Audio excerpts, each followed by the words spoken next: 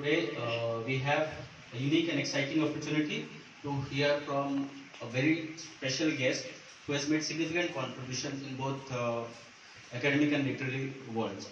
We have honor to have amongst us Dr. Vidyut Mahato. Dr. Vidyut Mahato is service journals, conferences, and book chapters. He will be sharing insights on the importance of reading and how it can shape our careers and futures today.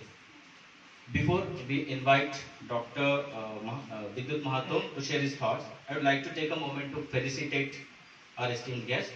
So I would request our principal sir to kindly do the honors.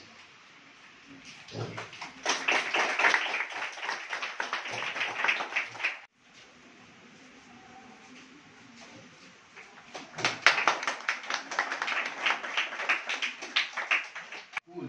It's KVBS of Gokulnagar, and I appreciated Principal Sir, Dr. Kalol Rai Sir, Principal of this KV.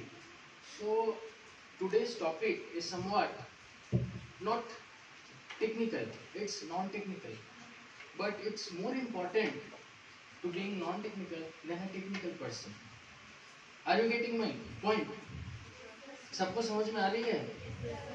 The thing is career counseling. So what do you mean by career and what do you mean by counseling? Career मतलब इसके आगे आपको क्या करना है? That is not decided by your parents and teachers.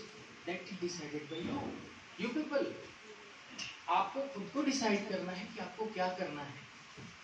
और जो मैंने देखा कि कैरियर काउंसलिंग बहुत ही important part and parcel of life है.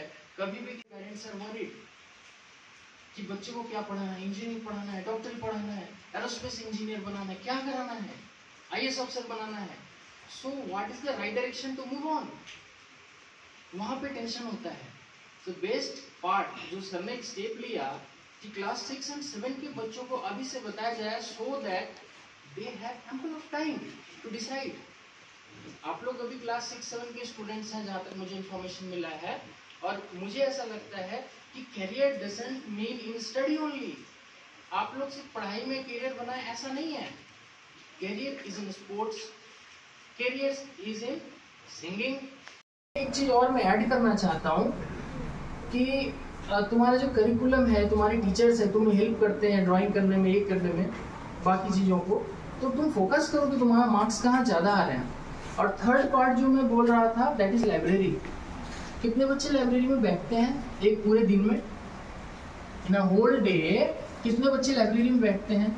मेरा ये मानना है कि हर स्कूल में और हर कॉलेज में एक लाइब्रेरी में एक रजिस्टर होना चाहिए जहाँ पे मेंशन किया जाए कि कितने बच्चे आ रहे हैं, उसके रोल नंबर्स एंड उसके क्लास.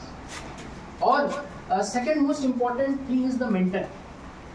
जो हम लोग कॉलेजों में करते हैं मेंटरशिप. मेंटरशिप मतलब एक क्लास में अगर 30 स्टूडेंट्स हैं तो एटलीस्ट 5 और 10 स्टूडेंट्स एक फैकल्टी को असाइन कर दिया जाए and that faculty will be responsible, that faculty will be mentor of that students.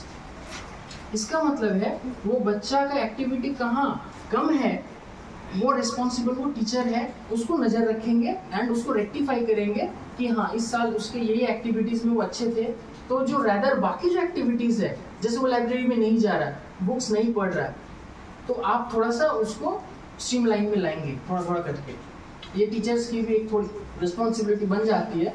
इससे बच्चों को पढ़ने की आदत रहती है. आप अगर सिर्फ यूट्यूब और गूगल से सारा ज्ञान ले लेंगे फिर किताब का कोई अर्थ नहीं है. अगर कोई IAS IPS को देखोगे ना तो ज़्यादा से ज़्यादा वो टाइम स्पेंड करते हैं. एक बीटेक स्टूडेंट सबसे ज़्यादा टाइम स्पेंड करते हैं library rather then in class. अगर वो क्लास नहीं जाता दैट मीन्स वो लाइब्रेरी में है. अब जाओगे देखोगे बैठा वहाँ पे पागलों की तरह साइड में कोने में बैठा है. सब लोग बैठे हैं. लाइब्रेरी इज लाइक कि जैसे आप लोगों का पार्क है, सब बैठे हैं अपना अपना कुछ ना कुछ पढ़ रहे हैं. ऐसा नहीं कि टेक्निकल बुक्स पढ़ने हैं, आपको किसी की ऑटोबायोग्राफी पढ़नी है, आपको किसी के बारे में अलग जो भी आपकी रुचि है, बुक्स सारे अवेलेबल होते हैं. You can pick your choice and read study.